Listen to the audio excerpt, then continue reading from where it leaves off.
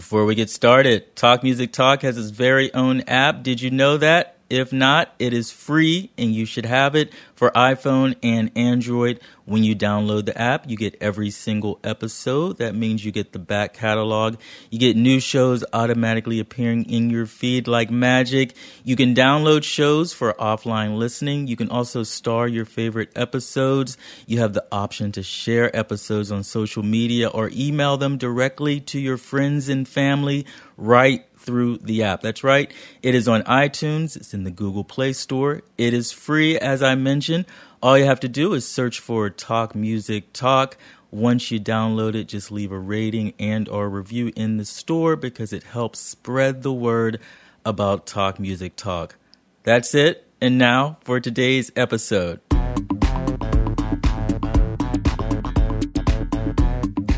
Hello there and welcome to another episode of Talk Music Talk with Boyce.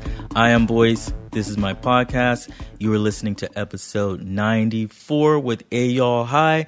Before I tell you all about him, you should know that Talk Music Talk is a weekly music interview podcast where I have long-form discussions with people who are connected to music in some way. Singers and songwriters, musicians, music therapists, music photographers, music journalists. In episode 94 with Éyal Hai. Let me tell you about him. He is a saxophonist, a vocalist, a composer. He also plays piano, and he is the founder of this amazing label called Rabbit, Rabbit, Rabbit. He is originally from Israel, currently based in Brooklyn. We talked about his journey to the States. He attended the Berklee College of Music before moving to New York, and we talked about the crossroads he was at after he had graduated from Berklee.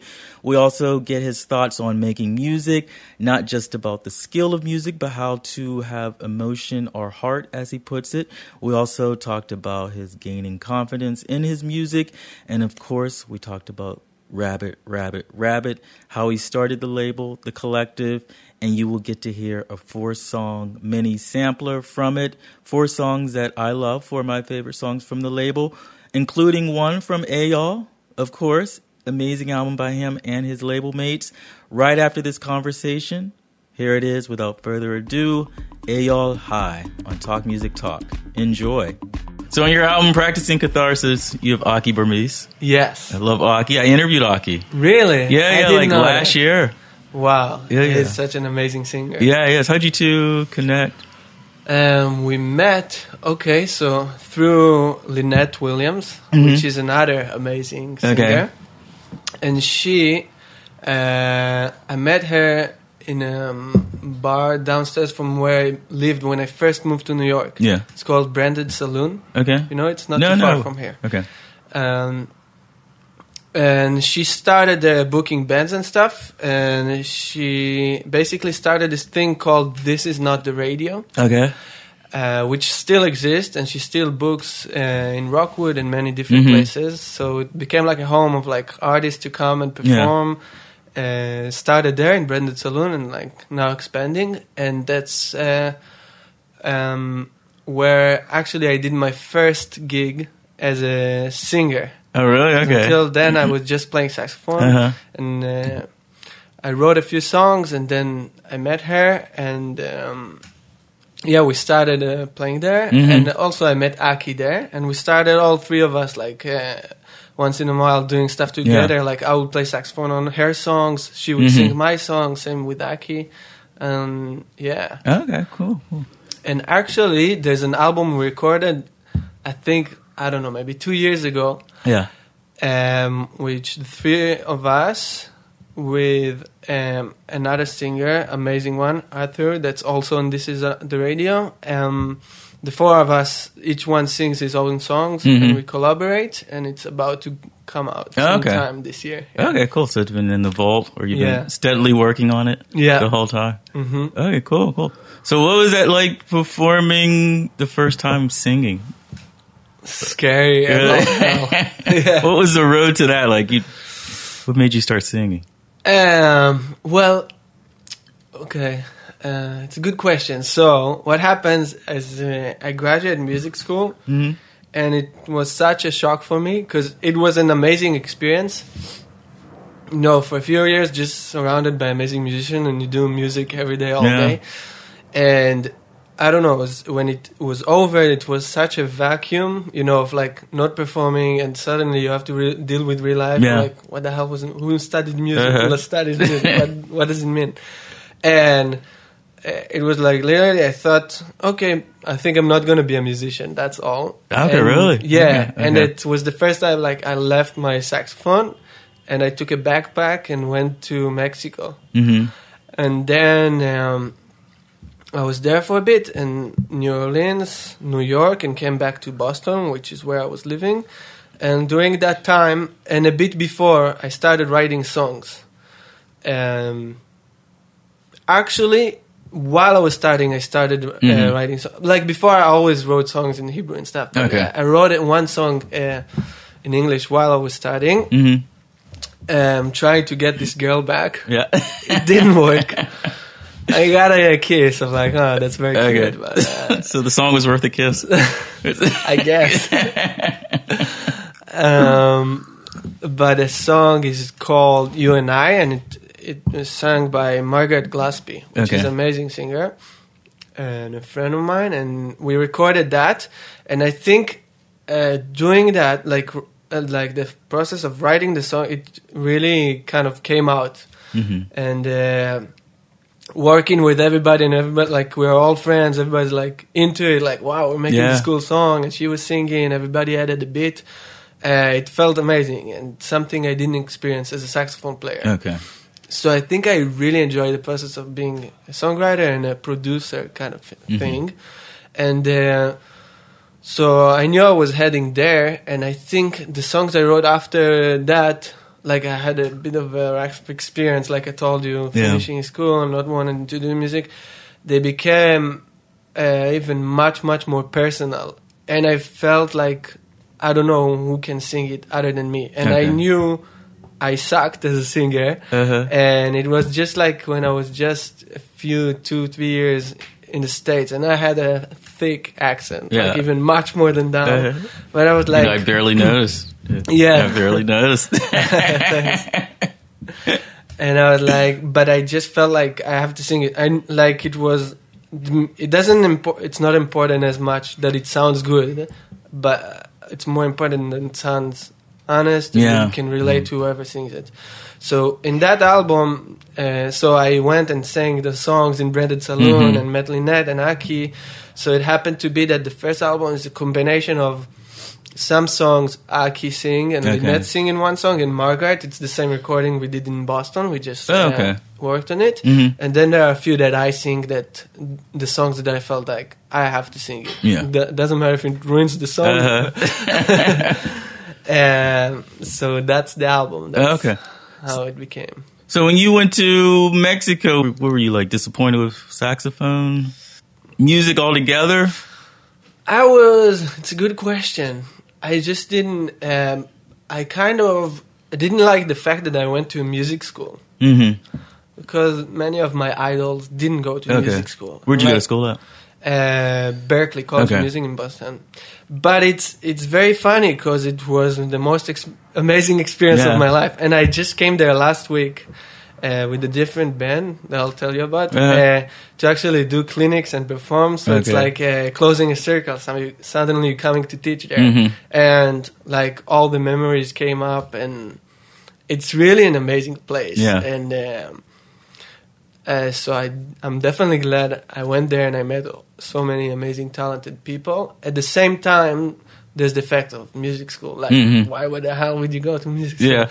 But I think that if we're talking about that, what I did enjoy there, it's like, it's not about school. It's just, imagine it's like a big camp where they somehow managed to gravitate to it all these amazing talents from all over the world, and you just hang together all day and make music. Yeah, like, get inspired. That can't be wrong, you know? Yeah. So that was amazing, but at the same time, it grabs you towards jazz very much. So in that period, I was listening to music from 1945 to 1955. All instrumental or specific, and it's amazing to dig in this one direction. It's also it grabs you, and like suddenly I was like, wait, I was loving many different things before. I was like so much, and it's not only there, it's also in Israel. Like you get into jazz, and it's very much, I have very much love-hate relationship with the word jazz. Okay. Because there's so many amazing things about it, but it's such a bubble. You are not alone. Yeah, it's a bubble. It's disconnected from other music and other genres, and I'm glad I'm out of it. Yeah. So being in school, like, felt like it magnified this concept of jazz as this one thing. Yes. Okay. Exactly. So you went to Mexico because you were sort of, I guess, disillusioned. Well, why did you go to school in the first place? What was your... I think it's something I always felt like I'm going to do because, you play the saxophone, you get into jazz, you hear the musicians, and you hear the people who went there, and you want to go there. And like I knew I wanted to go to the States because I wasn't sure I'm going to go there. It was like depending on the scholarship, like I auditioned also in New York and stuff, and happened to be that there it was the best. And and I think the States has like so much when it comes to music. Okay, jazz and not jazz, like everything, like rock and roll, blues, everything. It's like it comes from here. Okay. Like there's also many roots and things in Israeli music, Jewish music, everything. But when it comes to more popular music and what created it, it's like the origins are here. Okay. I don't know, in Seattle, in New York, in Chicago, in New Orleans, there's so many. It's like the amplifier, the speakers are here. And there's like a personality of each city. Yeah. Almost. So did you have to relearn all the music you missed out on when you were in school? I had to listen to many things, and I think it's like I decided, okay, I'm not going to do music, not going to that, and then like your mind is free, so all these beautiful things coming back to you. So I found myself, so I didn't take any musical instrument, I was like, I'm not going to play, but then you find yourself every night in the hostels playing with people who knows 2 chords and guitar, and you're with the melodica. And just playing all night, like for hours, and they're like, okay, let's go eat and something, and you're like, just want to keep playing. So it gives you this passion again, like this naive passion, this fun of just sitting together with people and playing, and also the effect of suddenly being not surrounding but only musicians. You realize like you have a special thing to give to others. Like they really enjoy it in terms of like, it's nice that I have something to give here. These are all amazing, cool people, but they don't know how to do music. So it's something that I can give to this hang right now. And How long were you in Mexico? Not long at all. It was like a few weeks. Okay. And then New Orleans for a couple of weeks. And then New York for 1 week, and then I'm back. Okay. So were you just going to like clear your head when you were going all these places, or decide what to do next? Yeah. Okay. I was like, I really put in my mind that it's okay if I decided it was an amazing experience, I'm going to go back home and study, I don't know, science, biology, and start over. I was cool with that. Yeah. Did anyone know your plans beforehand? Like if you were going to give up music or not? Had you talked about it? Yeah, I definitely talked with my parents, my friends, and stuff. What were they like? And they understood. They said, "Do whatever you want. We're with you," which is really sweet. And I think it's important to almost give up on it and then wanting, liking it again and wanting it. Okay. Yeah. So along your travels, when did that come to you? Like, okay, I'm ready to get back into it. It never did. There was no, not like a one point where, I just kind of wrote the songs, and then I noticed, and I came back to Boston, and I just enjoyed, played with my friends who were there, stayed a bit, and then I was like, okay, I'm going to move to New York, not sure why, and I just knew that my friends are here. Okay. That are musicians, and I wasn't ready to go home yet. In terms of like, I really missed home still, do, and I have met so many good friends there still, and family and everything. But I felt like I want to try things. And then I came and I really focused on like performing these songs. Okay. And I was with, we started sort of band with Ilan Bar-Lavi and Shelly Tarafi, which are a couple and are amazing musicians. Okay.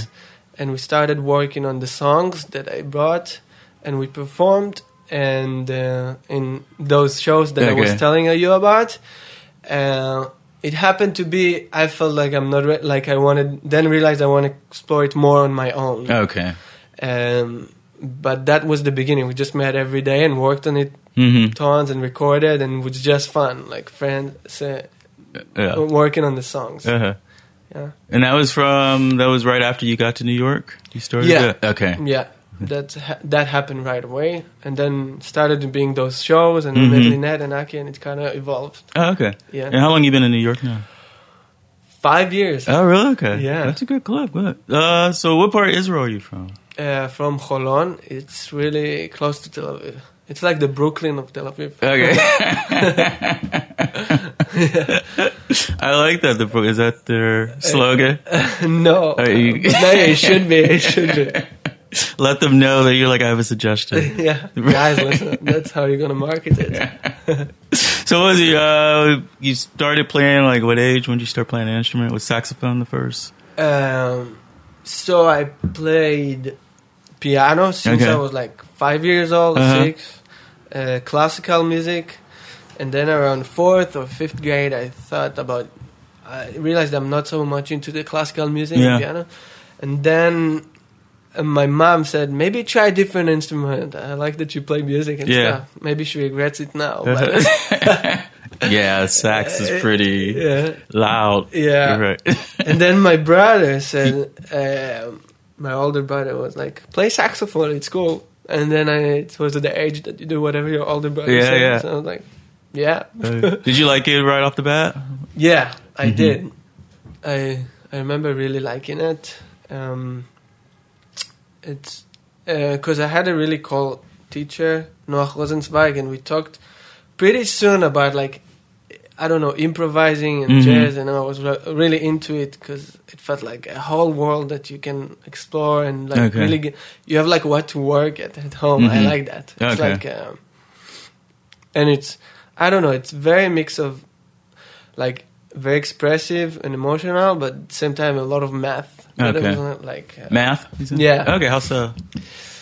You know, all the theory of improvisation, it's a lot of scales and chords and stuff. And I like, you know, music, it has a lot of math into it. Like if you listen to Bach chorales, which basically have everything in it, it's all math.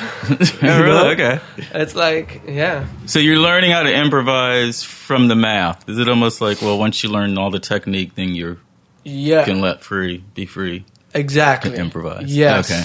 You can have, the more you know, the more you can be free with it.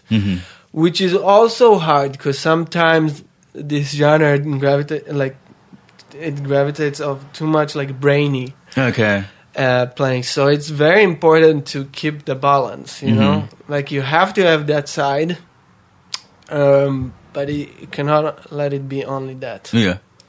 And how do you know when you have let go of when you let go of all the brainy stuff? You don't know. Most jazz musicians don't realize that they do this nowadays, if you ask me. Because that's sort of like when you hear people and like every note is right and correct, but something's missing because there's an emotional that's not there. Yeah. Okay. I think it's rough. You have to be really honest with yourself and know that you crossed the line. It's hard to accept it. And How did you know for yourself that you were like, oh, okay, I think I may have a hang on this? So it has to do with the music school and stuff that I felt like I'm going away from what I really like. And I think one of the things I liked is, so I had those first show with Ilan and Shelly that I told you, and then I had, ended up booking a show by myself because they were leaving. So it was only me and the piano singing the songs. And I kind of, part of me knew it sucks. Yeah. Because it was the first time I'm doing it. And I was like, piano wasn't my instrument. Like, now I feel much more free on it. But But I was like, I'd rather it to be bad, but then being ordinary and good. Like I felt like that's what, like if you use a lot of the brainy part, it's easy to be, I don't know, mediocre and okay. Yeah. You know, no one say it's gonna sound bad, but it's not gonna awake something in anyone. It's not gonna, you know, raise people to think about something or feel something. So it's easy to get to that place of it sounds professional, it sounds good, it sounds right, but it's not all that. So I was like, I'm happy I can suck, but it means something, at least for me. I know, like, that's... It feels right. And then, like, if you can get to that place, I believe, like, of that you know it's honest, or you know it means something to you, with time, it's gonna get to sounding professional. Okay. But, like, if you sound professional, it's not necessarily gonna have the other part. Like, it's first heart and then brain. Okay. But you have both. You have both. That's how I feel about music. Like first heart, put the heart there, and then work the brain. But if you just focus on the brain, not necessarily you're gonna get the heart there. Okay. So are they teaching that in school or like? No. Okay. But I did talk with a lot of people in school that were frustrated by the same things. We would talk about it. Like what's missing? So it's funny because I just listened to a podcast that had Malcolm Gladwell. Yeah, okay, on it. His his podcast, or he was a guest? He was, I think, maybe it was, Tim Ferriss interviewing him. Okay, yeah. You know that one? Yeah. Okay. Wow, I sound so intellectual right now. Listen to usually to those I listen to it too, so we'll be intellectual together. Yeah. Hopefully. So I think he talks. I think it's this one or it's one of his own, Malcolm Gladwell's own, where he talks about university in the States, universities, and then he says the thing that a good university, like what's the measure? And he said because they talk about how expensive it is and is it worth it and all that. And then he says something like, so the way to measure if your university is good is if you go home after at the end of the day and you talk about it with your roommate. Like if you really talk passionately about what happened today. So in that experience, music school is always going to be like that. That's because you put together all these people who are passionate about the same thing and just think about it 24/7. So we would talk about it, about what is music, what the hell are you doing in music school, does it mean anything? So I think through those kind of things and being frustrated about being there, but also loving it, and frustrated about jazz, but also playing it all the time, that you realize like, it has to be the heart. And like you go to listen all the time to shows and you try to understand, I like what he was doing, but why? And then you hear, this guy is amazing, he can do everything I can't do on the saxophone, but I don't care. Yeah. So you go and you listen to it and you talk about it and you think about it and you try to be honest with yourself and record yourself and listen and know when you're bullshitting. It's just never gonna happen. Yeah. Like I'm sure Herbie Hancock goes to play and still listens and can be like, that was bullshit. Yeah. I mean, because we're all human. It's like never you solve the problem. That's it. Like it's a constant thing.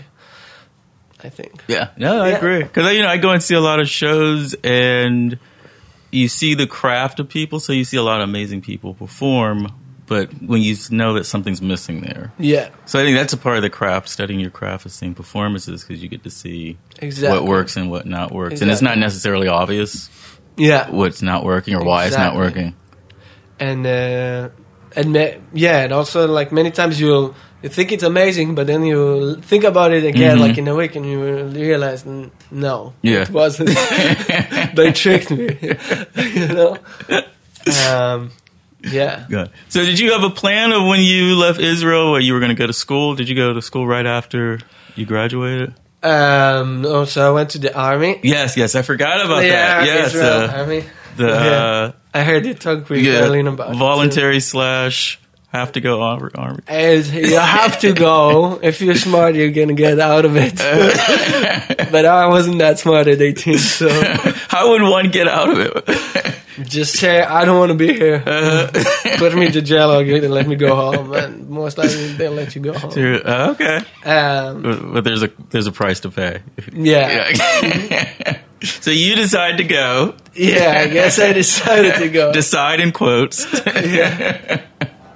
And how long is this? What, 2 years? How long is it for? 3 years. 3 years, okay.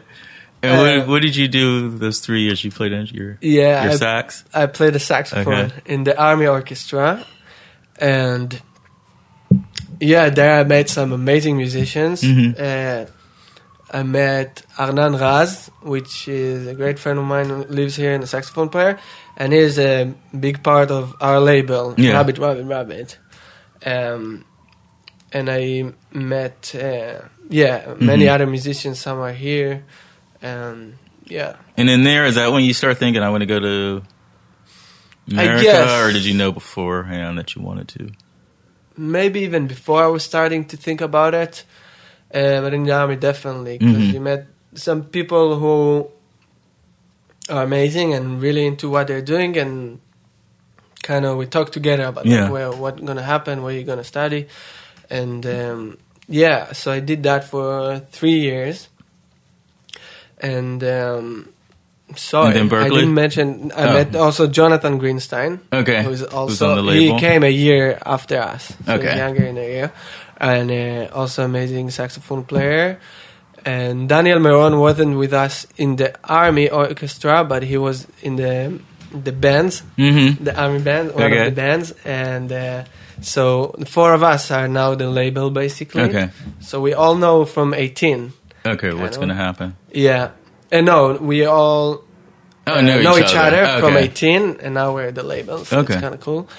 And I think during that time, I realized I want to go and started being serious and practicing much harder in saxophone. Maybe in the end of the high school I started. Okay. Like really taking it serious, and in this time I think I realized, because all my friends, I'm still really close to a group of friends of mine that we grew up together, and they all went to a thing called Nachal, which is like you go to a kibbutz, like to volunteer. You know what's a kibbutz? No. How do you explain? It was communistic try that worked in the beginning of Israel, of like everybody living together and working the fields and living the cows together, and it's like a commune, very much like a commune. So you have still a few of these in Israel. Many don't work. Actually, it's like much more capitalistic. When you go to the army, you have the option of going as a group and volunteering in one of those, and then going to the army. Okay. So for me, the fact that I chose not to do it and go to the Army Orchestra, I was like, okay, I'm going for being a musician, because it was like a sacrifice for me, not going with all my friends and my ex-girlfriend at the time. So I guess that was like a step of like, I'm doing it seriously. And then after I finished the army, I did 1 year in the Rimon School and the Jerusalem Academy. They had like a combined course. I did 1 year and then transferred to Berkeley. Okay. Now, did you have the idea for the label before Berkeley? Definitely not. Okay. So when did the idea for the label come about? So I explained to you how my album came together. While I was working on this album, I started hearing it in the subway, and I was like, you know what's missing here? A saxophone quartet. Okay. You know, like a baritone, tenor, alto, soprano. And so I started writing all these arrangements. I was in Australia, because my girlfriend is Australian. Okay. And I had a lot of free time. I would sneak to their university practice rooms. I love university practice rooms, by the way, because they're so noisy. Everybody's practicing, and you have a quiet mind. Because of all the noise, somehow. So, she would go study there, and I would just sneak into the practice rooms in Australia, and I would write I wrote all these arrangements during one summer for this saxophone quartet, and I called the guys. So we have a saxophone quartet now called The Side Project. Okay. And it's with Arnan, the same guy on the label, and it features also Eden Baraket on baritone and Haley Nicewanger on soprano, which I met her in Berkeley. Okay. And So I brought them to the subway, to the, what was it, Lorimer L stop. We played it, and it was cool. Yeah, yeah. And then we started playing in Bedford and like making kind of party music. Okay. Kind of thing. And yeah, since then we've been playing, doing like different events and stuff. We got to be on the Music Under New York, like you do auditions to play on the subway stops. So we've been doing that. So anyways, I had those two projects parallel, and I was about to release the albums, and then I was like, and also I hated the fact that, okay, I wrote songs for my album, which is under my name, and now what, I have to send it to everybody and send it to blog, like it just made me nauseous thinking about it, because as an artist, you just want to, it's hard even to do that, and I don't want to, I hate promoting myself, you know. I had the fact that, hey, listen to my album. So I decided, okay, I'm a label now. It's has nothing to be with the guy, has nothing to do with the guy who wrote the songs. Okay. It's like I'm putting like a different hat, you know, and just gonna think that, okay, I have this album here and I have to promote it, and I'm gonna look at it as a fun game, you know. Okay. So I had those two projects, the side project and my album under my name, and I started pushing it. And then this is 2014.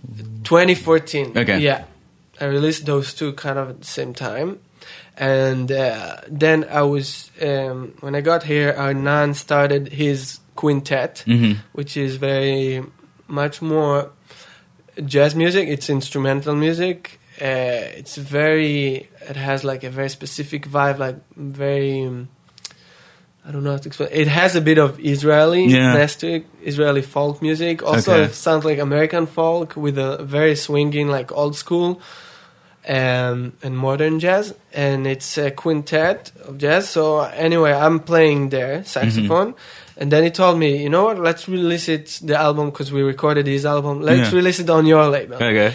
And so we did it. And then the same happened with Jonathan Greenstein. It's like, you know what, let's release it. And then Daniel Moran. So now it's like we have already, like it keeps expanding. And now it's all of us, and now we're really looking for other things. Okay. So it's 5 so far? 5 albums so far? Yeah. 5 artists, 5 albums. Okay, yeah. Cool. And with I'm sorry, go ahead. Yeah. What are your influences? Because I hear your music. I mean, I hear some jazz, but I also hear like Beatle type stuff, Brazilian. Did I catch? Yeah, maybe. Yeah, like the Milton Nascimento, like that type of sound. Yeah. Okay. There is a bit of that, but I guess because of the chords, which are very like jazz, bossa nova kind of thing. Yeah.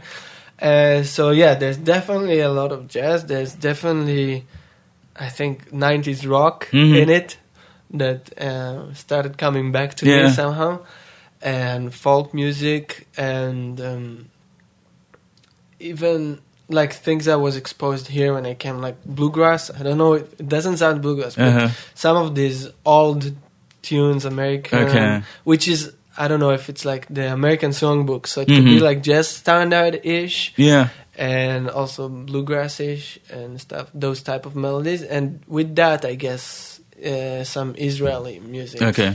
Yeah. And who were you? Were there specific artists you were inspired by?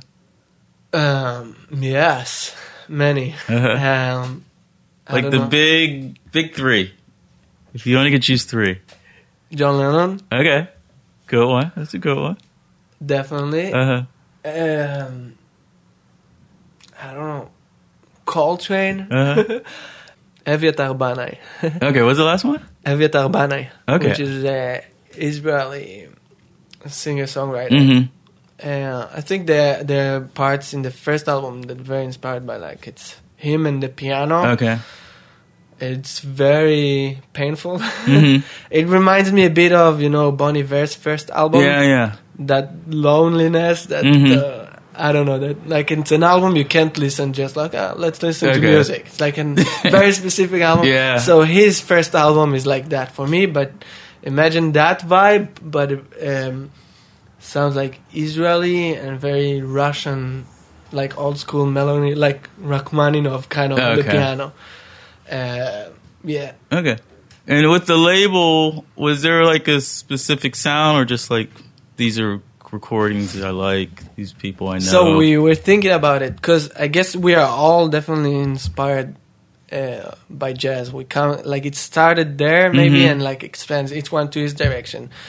And like mine is much more songs, mainstreamish, rock, pop, and some stuff are more instrumental. Greenstein's stuff, it's very much modern jazz, New York, like on the edge, like very, hip hop ish, you know. And Arnan is much more like sounds like Israel, like a kibbutz where he's from. And Daniel Meron's like it's a good mix because it lingers towards like modern jazz, but it's songs, so it sounds like it has that jazz standard song type of thing, and much more Brazilian stuff like we were mentioning. So I guess we try to say we're genre bending artists. Like each one, I don't know if you can put specifically what it does. It's like a mix of a few things. So now we're really conscious about it, and so there's the side project, which is like saxophones. It's like pop jazzed up, you know. Yeah, because that's all covers. Yeah. Yeah. So we're really conscious about it and trying to figure like what can fit, and I think we're looking for people who do like songwriters, which are I guess also incorporate like electronic stuff, and it's very artistic, but still. Like accessible, and the same like the instrumental stuff should be like also like can go into the depth of like checking out rhythms and harmonies, but be still fun and accessible. So yeah, that's the vibe. I think. Cool. So is it more like a collective? You're all like working together at, or are you more like helming it? I guess the direction. It's hard to tell what the difference between a collective and a label is. I guess. We work as a collective. We work together now. We'll see in the future how it develops. But it's funny because I've started, since we are a label, we started checking what labels give to artists today. And it's funny because even the major ones, which I'm not going to name, don't give nothing to the artists. So, because we were trying, if we're going to get someone to the label, what are we giving them?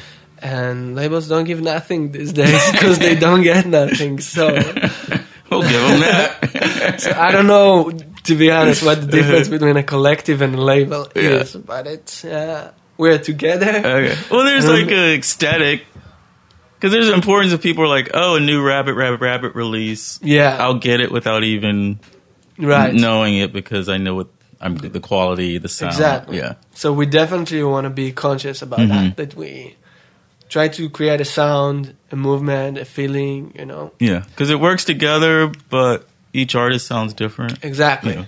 Very different. So, and I think it's cool because it's also, I see how the same person could like all of the different bands, but wouldn't get bored of like hearing them one after the other. So that's a good thing, I think, that we managed to accomplish. I don't. And you had your grand opening party. That's the horrible phrase to use, but a couple of weeks ago, grand opening, big release party, or what? How did that go? It was a lot of fun. Yeah, in Rockwood 2. So we did 4 short sets, one after the other, and it happened to be that some of us playing each other's bands. So it's cool. So it does feel like. Okay, the same guy is staying on the stage, but now he's doing for me it's very funny because in Arnan's, it's called Arnan Raz Quintet. Yeah. In his group, very much aside like a support player, you know. I'm like a background singer on the saxophone, you know. And it's fun. I love like the music. I love doing that. And then I go on stage, is like singing like a front man doing my songs. So it's also a fun thing that we have. Like it's all like you change position on the field, you know. And so for me it was a lot of fun because it was the first time doing new songs. Okay. Because I wrote a lot of new songs in the last year, and it was the first time testing them. It was really fun. It went well. Okay. And your new album, is that like soon? Yeah, soonish. So now there's shows of testing, like which songs work, which not, and it's very much so. I think the vibe now, I'm trying to get that vibe of a trio rock and roll, bass, drums, guitar, like guitar with distortion and the singer. Yeah. But instead of a guitar, saxophone. That's the vibe of that's why I have to incorporate loops, because I can't play and sing at the same time on my instrument. So that's the vibe, like a rock and roll trio with the saxophone and trying different effects and EWI and having fun with those things without doing too much. I just went to a show in Israel of my friend Matan Chapnitske, who is also joining the label with his band Beats and Pieces, which is an amazing saxophone trio.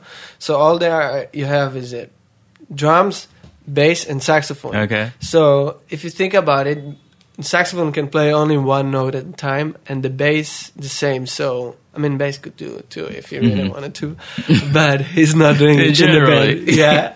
So if you think about it, there's not even one chord, because a chord is 3 notes together, like what you do on a guitar and a piano. So you don't have that, and they managed to make so many different textures and so like amazing different sounds and melodies and harmonies without using even chords, just like lines. And so I saw the show and I realized it's kind of this. It's very different music, but my new stuff, it's the same setup of saxophone, bass, and drums. So I shouldn't go overboard with like loops and effects, like you can do with the minimum, like one note everybody's playing, and you can do a whole lot with that. Okay. So it was a good lesson to go to it. Yeah. All right, sounds exciting. So what are your plans? Like, what would you like to accomplish with the label? Your intention. We would like to... good question. To have more and more events and to try to draw people who would like the events and like shows and parties and stuff like this. And we get a stage to play the music and to find the right crowd who would like it, and find the right artists that would want to join this thing, this sound. And to keep expanding, like more artists, I guess, and more crowd. Yeah. I guess it's like, I guess the label ideally would work like as an amplifier of our each one's music. Okay, you know what I mean? Got it. Yeah. And good place for people to go online, find out about you and the label. A good question. So we have a website, obviously. It's www.rabbit-rabbit-rabbit.com. Okay. And there you can find all the different artists on it and listen to the music. There's like SoundCloud, everything, Spotify. We have also, you can find our Spotify playlist, which features all the different artists in one playlist. Yeah. Like we kind of curated it nice, so you can just have fun, cook pasta, and listen to all the songs. And it's sequenced out of or it's not like just one album and then the next. Yes, exactly. So it's all the artists together. Yeah, it's like feels like a radio, because you have 5 different artists and it like works nice together. So I think it also taught us a lot to make this playlist and listen to it, and like you learn about your own sound, like how it sounds like. And like up against other sounds too. Yeah. Okay, cool. And, and Facebook, obviously. Okay. Rabbit Records. Well, thank you. This was wonderful. Yeah, thank you so much. Sure.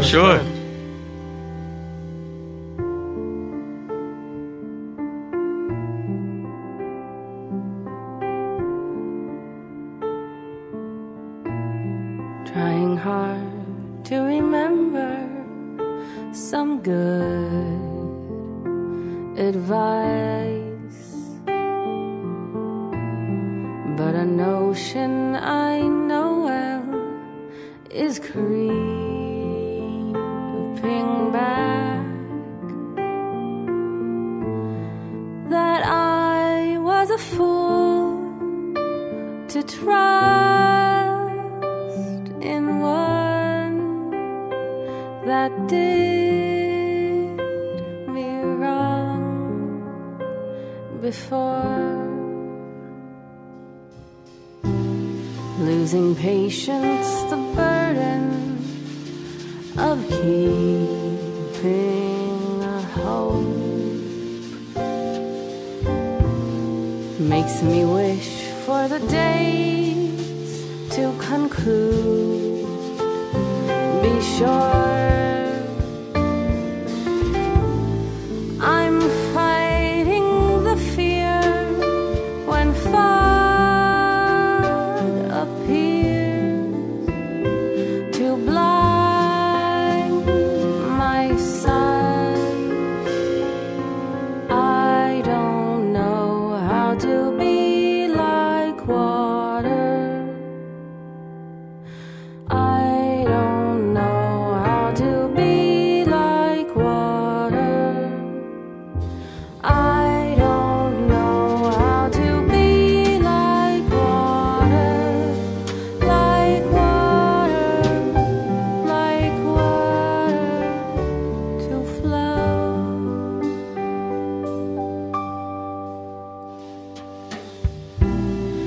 In a moment of focus, a flower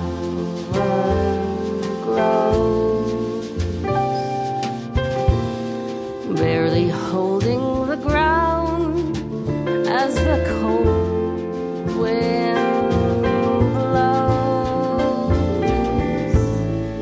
If only it lasts a day, perhaps I did enough. I don't know how to be like water. I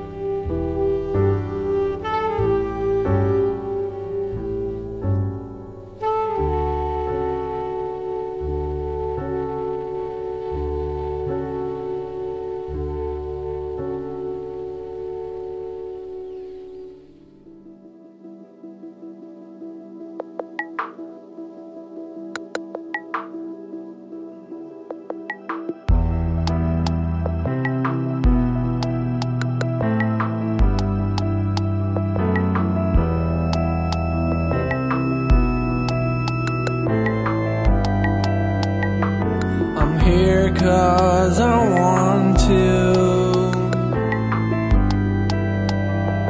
I'm here 'cause it's what I chose. So let's get it over. I said let's get it over with. Just do what you have to. Just do as you please. No, I won't stop you. Everybody has to pay. I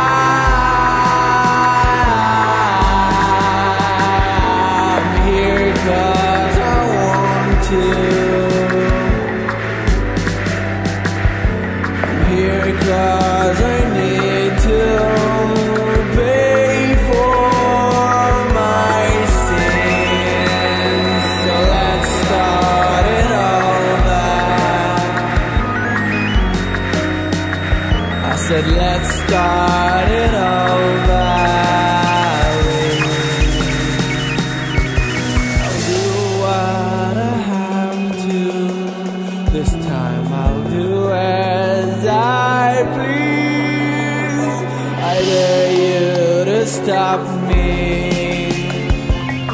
Everybody's gonna pay somehow. We have to pay somehow. I'm not gonna lay here and frown. Every motherfucker has to pay.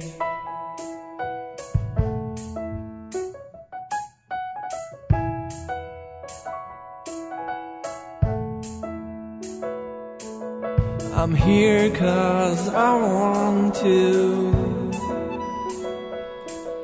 I'm here 'cause I want to. Ah, yes, that's what I wanted. And that's exactly what I deserve. Oh, don't make it easy. Don't you dare showing no pity for me. Everybody's gotta pay.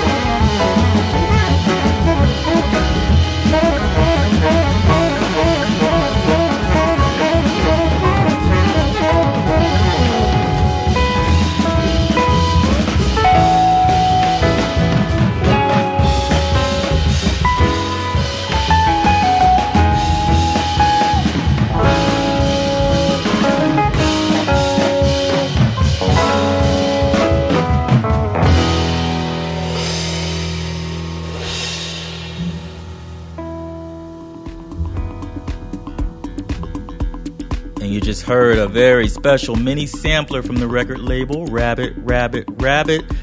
That was Some of These Guys Read Books for Fun by Jonathan Greenstein from his album Volume 1. Practicing Catharsis from Éyal, and that is the title track from his album. Before that, The Main Lawn, Part 3 by Arnon Raz from his album Second to the Left, and kicking it all off, Like Water by Daniel Moran from his album Sky Begins. I totally recommend checking out all 4 albums. They're all beautiful. They're all amazing. Just a taste for you. You're going to want all of them. I know you will. To do so, again, the record label website is rabbit-rabbit-rabbit.com, and Éyal's site is éyalhai.com, EYALHAI. I am online also at talkmusictalk.com. Thisisboys.com is another place where you can check out my books and my music, because I write and I make music. And if you are on Instagram, follow me at thisisboys. Don't forget to download the free Talk Music Talk app for your phone, iPhone, and Android. And once you download it, may I suggest the Aki Burmese interview? Aki's mentioned in the conversation, episode number 31. Once you download the app, just leave a rating and a review to help spread the word right there in the store. Thank you so much for listening. I hope you enjoyed the music. I hope you enjoyed the conversation. Till next time, and there will be a next time, this one's for you, Liz.